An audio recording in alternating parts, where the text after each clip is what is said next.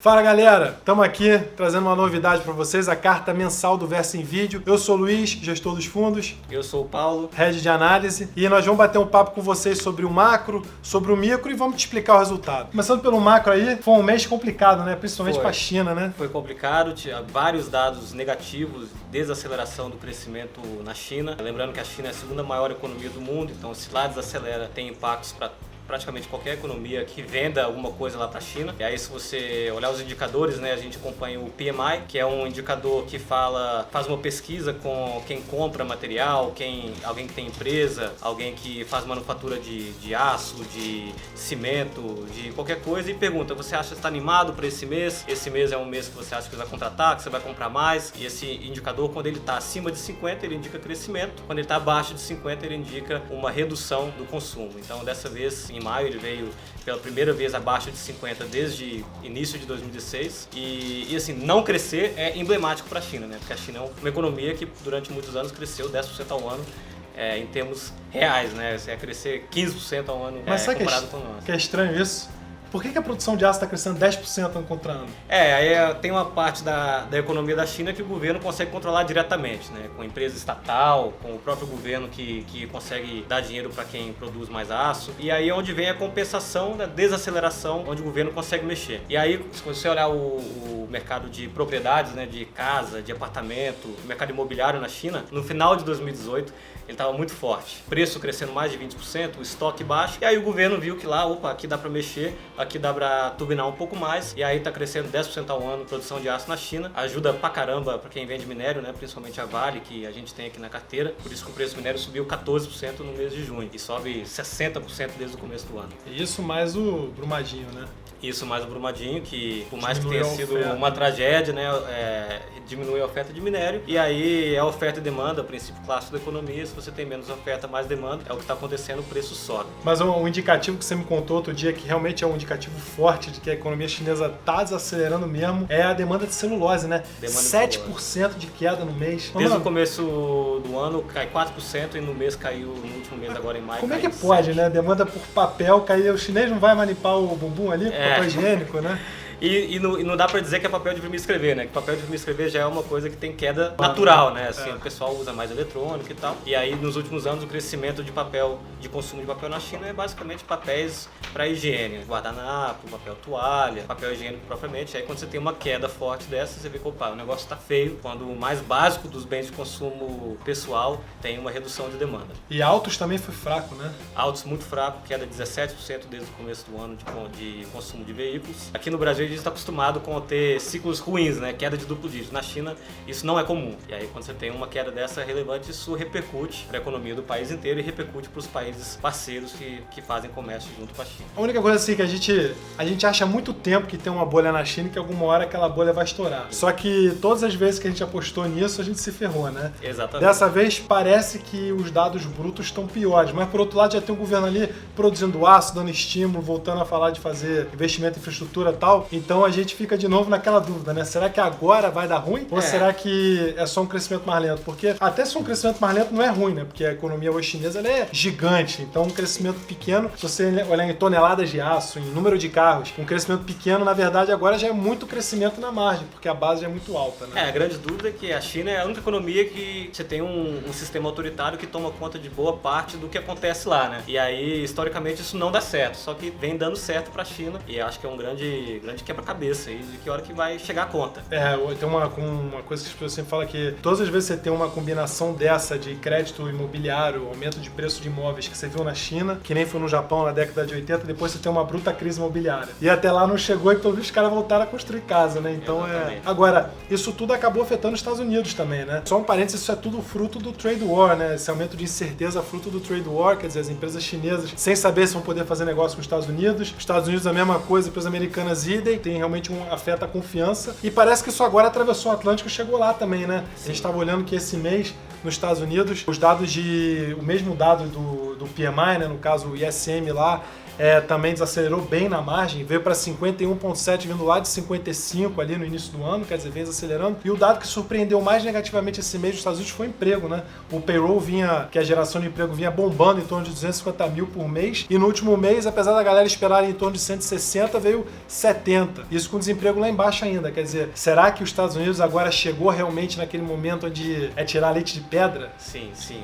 Essa que é a nossa dúvida, né? A repercussão de tudo isso, né, essa desaceleração generalizada, tanto na China quanto nos Estados Unidos, a Europa a gente não comentou, mas tem sofrido reduções de estimativas de crescimento também, gerou o que a gente chama aqui de afrouxamento monetário, pelo menos uma indicação que o afrouxamento pode vir, que é a redução de juros para compensar essa queda de consumo, essa queda de investimento. E a sinalização veio do Fed nos Estados Unidos, o governo chinês já vem reduzindo o que a gente chama de os compulsórios, né, que são mais importantes para a política monetária na China, e finalmente o Banco Central Europeu, indicou que pode também reduzir os juros para fomentar um pouco mais o crescimento.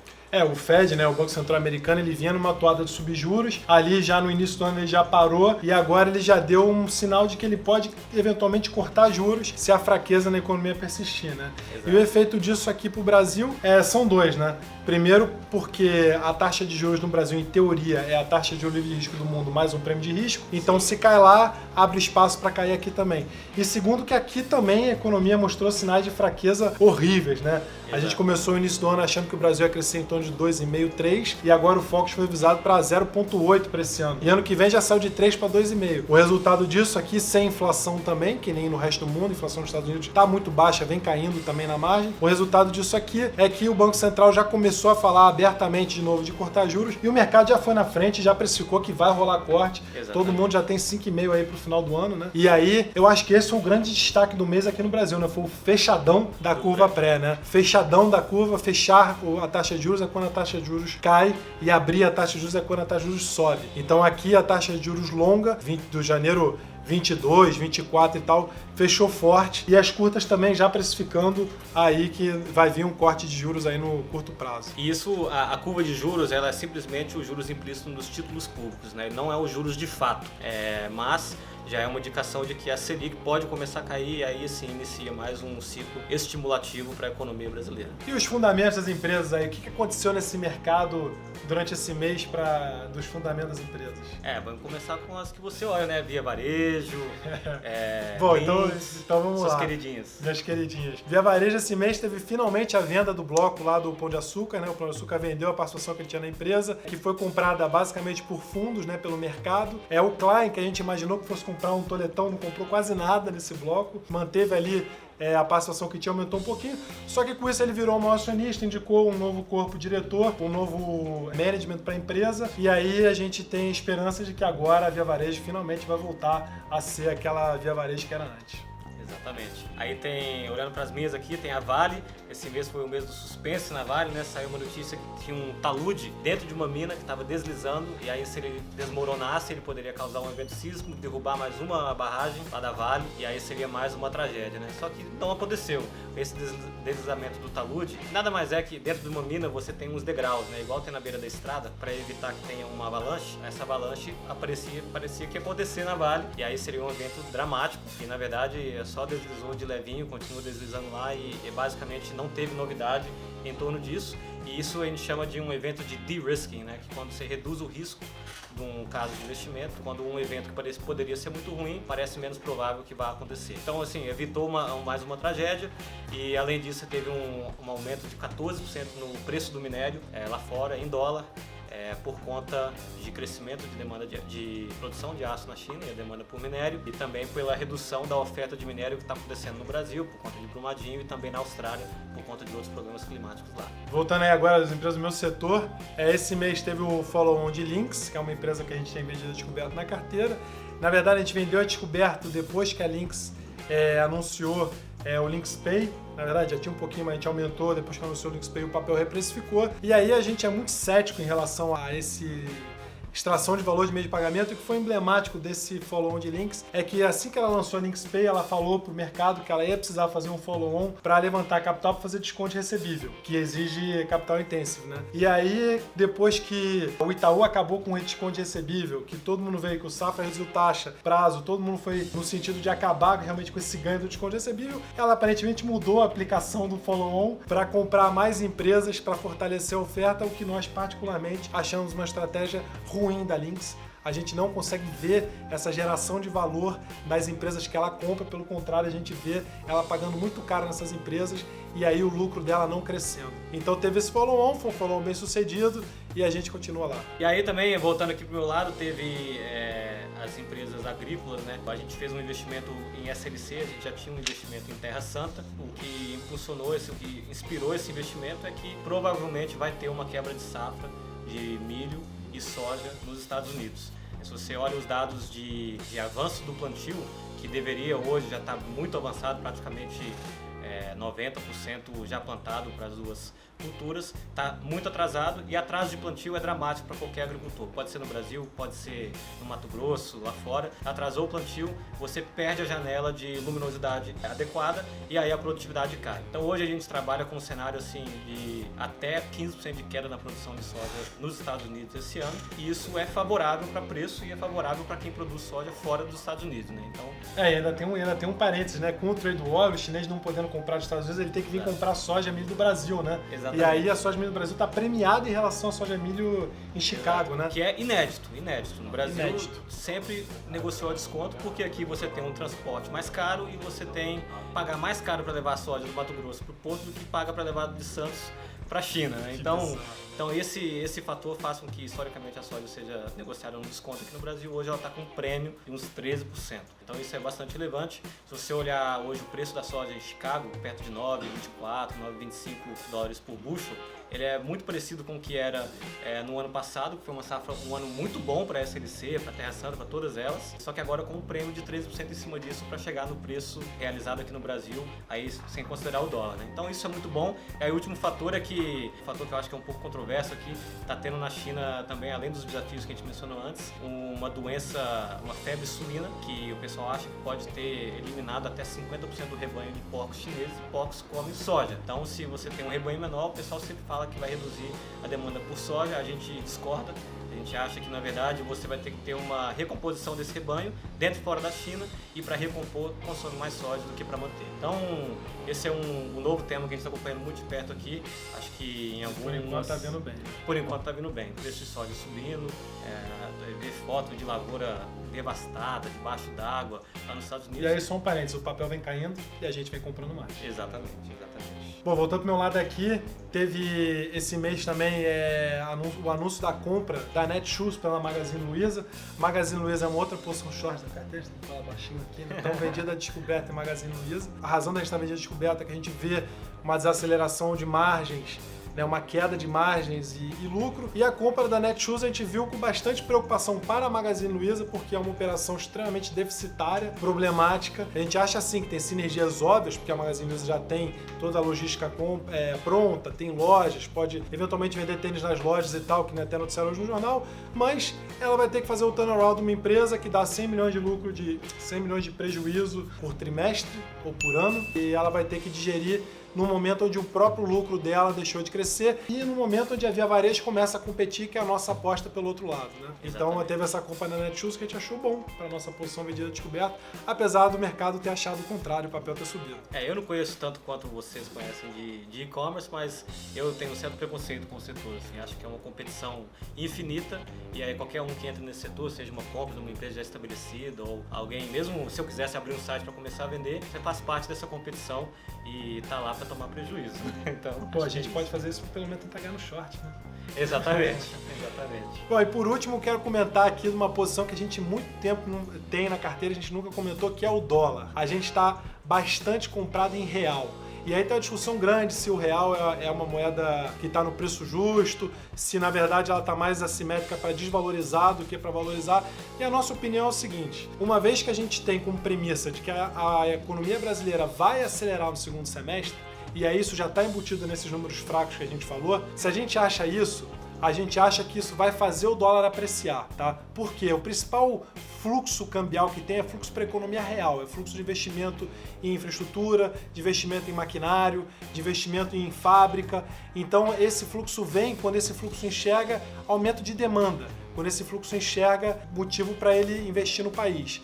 E aí é por isso que uma vez que a atividade aqui acelera, a gente acha que esse fluxo vai vir, e aí para coroar tem as privatizações no pipeline, tem as concessões, projeto de concessão, os IPOs que estão vindo um atrás do outro agora, que nem a gente comentou da própria Lynx. Leilão de sessão onerosa. Leilão da sessão onerosa. Outro dia o Paulo Guedes comentou da desregulamentação do gás, que deve trazer investimentos aí de mais de 100 bilhões em infraestrutura de gás no país. Quer dizer, tem um pipeline muito grande de investimento para ser feito no Brasil. O governo não tem capital para fazer, os bancos privados até podem fazer, só que a gente acha que o grosso desse dinheiro vem de fora, e aí isso deve trazer o real para níveis mais baixos. Quem entende daquela conta lá de paridade de poder de compra, aquelas coisas de economista, diz que o real tá realmente barato, vamos dizer assim, o equilíbrio seria ali em torno de 3,50. E até fazendo uma evidência empírica aqui, né? Eu fui outro dia, fui essa semana lá na Hering, lá no Shopping Morumbi, e tá lá, a camisa da Hering é boa, vamos combinar, não é só porque a gente tá comprado na ação não, mas uma camisa da Hering R$30.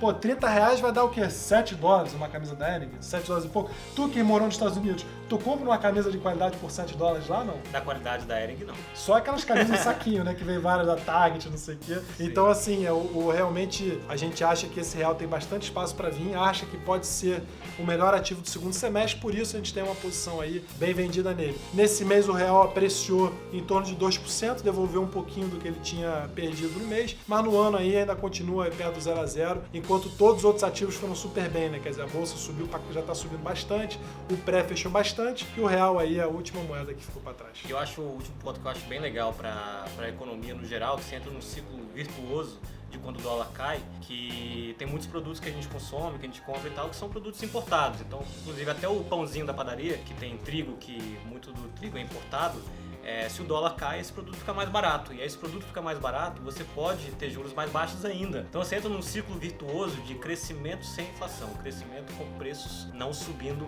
ou até eventualmente caindo, se essa queda do dólar ou a apreciação do real for forte o suficiente. Assim, é um cenário inédito no Brasil, né? Assim, a gente brilha os olhos quando vê esse cenário de, a gente vai crescer, a gente não vai ter inflação, a gente vai deixar para trás aquele histórico horrível do Brasil de ter crescimento fraco, de ter inflação alta, de ter desemprego alto, de uma sociedade dividida entre quem tem dinheiro e quem não tem. Então, assim, tudo isso pode mudar e mudar para o melhor, e a gente fica muito feliz de esperar isso. Pô, se pudesse, vou até te dar um abraço. Caralho, meu Brasil, porra! Nessa última parte, quero comentar com você o resultado dos fundos esse mês. Foi um mês muito bom para os nossos fundos. O Versa aí subiu quase 15%, o FIT 8%, o Tracker, nosso fundo de menor risco, subiu 3,40%, e o Charge, nosso fundo long only, subiu 6,5%. O que aconteceu, basicamente, aqui no long short do Versa, os longs subiram ali em torno de 7%, enquanto os shorts só subiram 2%. Isso aí, lembrando que vale para todos os fundos também. E por outro lado, a gente teve a queda do dólar, que beneficiou as posições em dólar que tem tanto no Versa, no FIT, quanto no Tracker. E aí teve o fechamento da renda fixa que a gente comentou, que beneficiou o Tracker, essa é uma posição exclusiva dele. Dos destaques micro, o maior ganho do Versa foi Brasil Property. A BR Properties é uma empresa sensível a juros, ela subiu no mês aí 12%, o maior resultado da carteira. Em segundo lugar veio o Even, que é uma construtora que veio com resultado muito bom no segundo trimestre, lá em maio, e aí ela continuou subindo, desde então subiu 20%. As construtoras também se beneficiam da queda de juros, porque apartamento todo mundo compra parcelado, e aí os juros têm efeito muito grande em cima da parcela. Depois, em terceiro lugar, o destaque foi Unidas, é uma posição que a gente tem há muito tempo e vem subindo. E por último aí, IOSP Maxion, que subiu 13% no mês, em função, eu acho que esse cenário de maior liquidez global, de maior estímulo monetário global, a IOSP deve ser uma das empresas mais globais da bolsa, né? Só 85% da receita dela vem fora do Brasil. Saiu um dado de venda de autos na Europa um pouquinho melhor também, né? Que o X ficou, acho que cresceu 3% a venda de veículos leves e uns 7, 8% a venda de veículos pesados. Sim. E aí eu acho que ajudou acho que tem uma base boa na Europa também. De perdas, nossa maior perda no mês foi a posição vendida descoberta em Tenda. Essa é uma posição que a gente tem basicamente por acreditar que vão ter mudanças significativas no mercado onde ela é especialista, que é o Minha Casa Minha Vida, e aí com isso ela vai ter problemas para continuar entregando o nível de rentabilidade que ela entrega. A segunda venda descoberta com o maior prejuízo foi VEG, sem nenhum motivo aparente, né? Pouco mais do mesmo, eu acho, né? Empresa que todo mundo gosta, queridinha. Exato, assim, é uma empresa global também, metade da receita é lá fora, ligada à manufatura, ligada ao que seria um crescimento mais forte com esses estímulos monetários, mas segue muito cara, né? SLC foi a terceira maior perda do long short, só que a SLC, que nem a gente falou, é uma posição que a gente tem confiança, está aproveitando para comprar mais, porque os fundamentos continuam iguais ou melhorando. Ganhamos desconto. Ganhamos desconto. E por último, aí, destaque negativo foi a Magazine Luiza, que subiu em cima da empolgação aí com a compra da Netshoes, que a gente já comentou. Beleza? Gostou do vídeo? Deixa a sua pergunta aqui embaixo, se o que você quiser saber mais sobre o resultado. Aqui embaixo tem as tabelinhas mostrando os ganhos por book e tudo mais. Pergunta o que você quiser, que no próximo vídeo a gente vai pegar a sua pergunta e vai responder para você. Valeu? Um abraço. Um abraço.